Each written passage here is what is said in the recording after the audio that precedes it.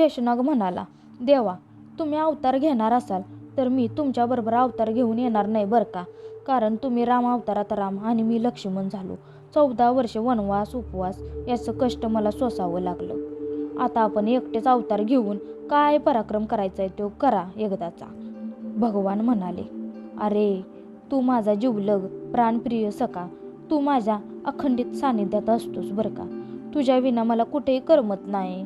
तुझे म्हणणे खरे आहे.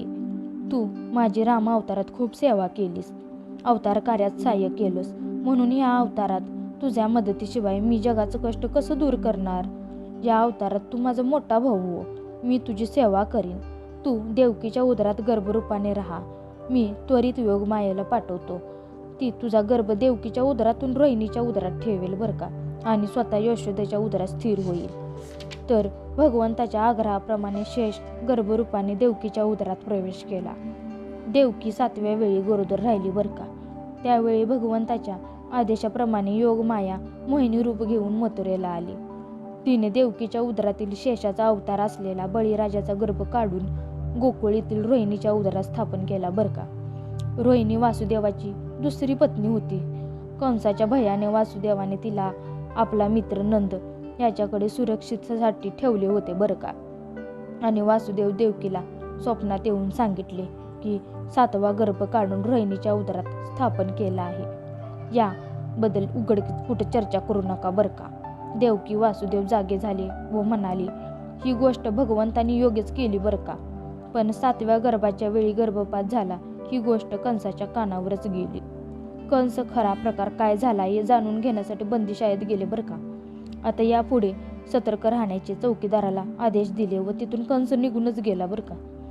गोकुळात रोहिणीला आपल्या उदरात 7व्या महिन्याचा गर्भ झाला हे पाहून ती भयभीत झाली बरं का. लोकांमध्ये याविषयी चर्चा होईल, तिच्या चरित्रावर संशय घेतील या विचाराने भयग्रस्त झाली बरं का. परंतु त्यावेळी एक आकाशवाणी झाली, रोहिणी, तू चिंता करू नको. तुझ्या उदरातील गर्भ वासुदेवाचा असून देव सहाय्यासाठी शेष तुझ्या पोटी अवतार घेणार आहेत बरं का. हे ऐकून रोहिणीला आनंदच झाला. सर्वांची काळजी दूरच गेली बरं का.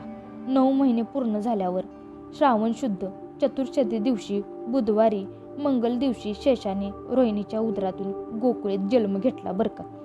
नंदाने रोहिणी वासुदेव यांचे पुत्र थाटामाटात त्यांनी बारसे केले बरं का. त्याचे नाव बळीराम असे ठेवले बरं का. थोड्याच दिवसात नंदपत्नी गरोदर राहिली. तिच्या उदरात आदिमायेने प्रवेश केला. इकडे देवकी 8व्यांदा गरोदर राहिली बरं का.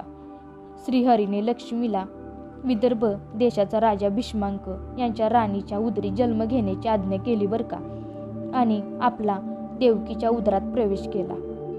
त्या गर्भाच्या तेजाने देवकीचा चेहरा झळकूच लागला. अवर्णीय सुखाने ती डोलूच लागली.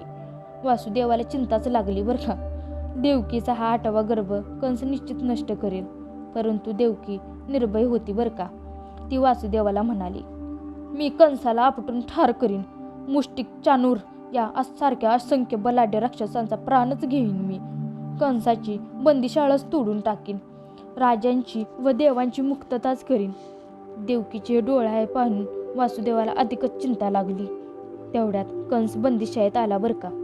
त्याने भाव समान तल्लीन झालेल्या देवकीकडे पाहिले आणि देवकी रूप हरिमंदिरच दिसले बरं का देवकीच्या चेहऱ्यावर. तो मनात म्हणाला, मी देवकीला या क्षणी ठार करीन, परंतु गर्भवती निरपराध स्त्रीच्या हत्येमुळे यज्ञ, पुण्य, आयुष्य यांची हानीच होईल बरं का. अपयश, पाप यांच्या वाटेवर का होऊ मी. माझे बालकाशी वैर आहे. ते जन्मल्याबरोबर त्याला ठार करावे असा विचार करून पहारेकरांना बालक जन्माला आल्याचे सूचित करा असे सांगून तो तिथून निघूनच गेला बरं का.